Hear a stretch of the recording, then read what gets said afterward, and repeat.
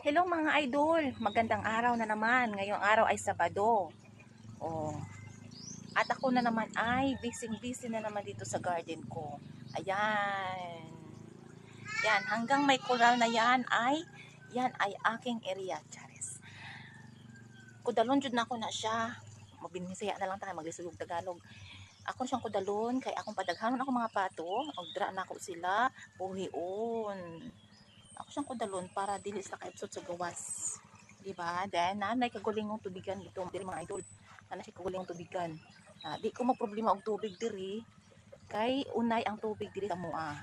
O kana puro na siya mga puno dira bugnaw, may kawayan, may gimelina, may bangkal, may lubi.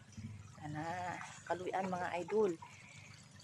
Ako tananing kamot ko, kay na ako sa ako, naam ko sa balay.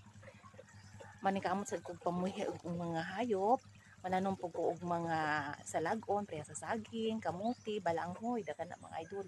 Dito sa akong balanghoy, ang akong kamuti na ari nga side na para makatimbang pug sa akong bana nga namyahe, di ba? Then man isay nakanindot nga kita pong asawa nga nasa balay, dili po ta magsiting pretty lang, o di ba? Nindot kay tanawon, di ba? So fresh. Feel ko ang